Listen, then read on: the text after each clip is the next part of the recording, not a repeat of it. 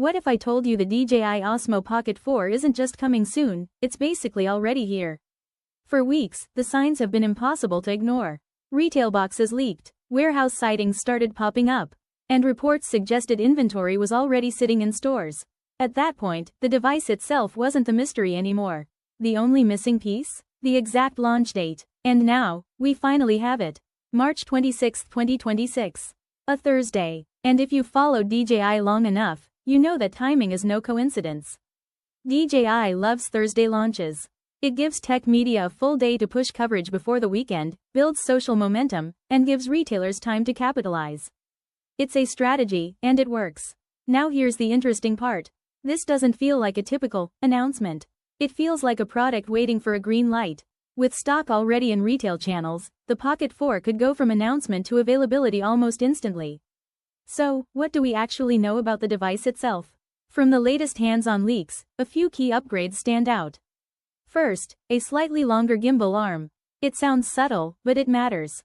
A longer arm can improve stabilization and give creators more flexibility when framing shots.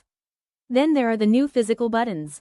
It looks like DJI is adding at least 2 extra controls, possibly a dedicated zoom button and a customizable function key. And honestly, that's a big deal. Because one of the biggest complaints with compact cameras has been digging through touch menus. Physical controls bring speed and precision back into the experience. The grip also appears more textured. That might sound minor, but this is a one-handed camera. Better grip means better control in real-world shooting. Now let's talk about lighting. Instead of building an LED directly into every unit, DJI may offer it as an optional accessory. That's actually a smart move, keeping the base price lower while giving creators flexibility through bundles. But just as things were starting to feel predictable, a new challenger entered the scene. The Insta360 Luna. And suddenly, the conversation changed. Early hands-on footage suggests something very different here.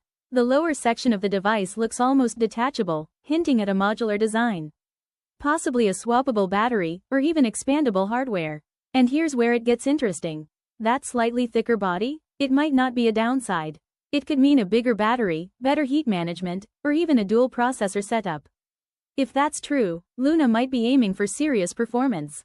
There's also been talk about a rotating screen, but so far, there's no clear hinge or mechanism visible.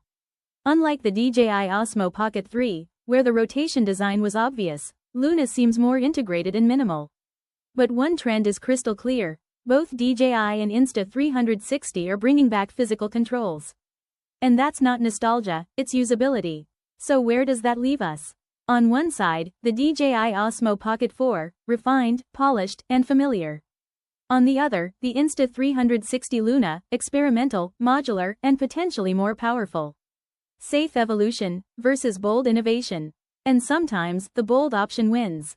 With both devices expected to land around the same time, March could turn into a full-blown pocket camera showdown. So the real question is, which one are you watching? The trusted stability of DJI, or the wildcard energy of Insta360?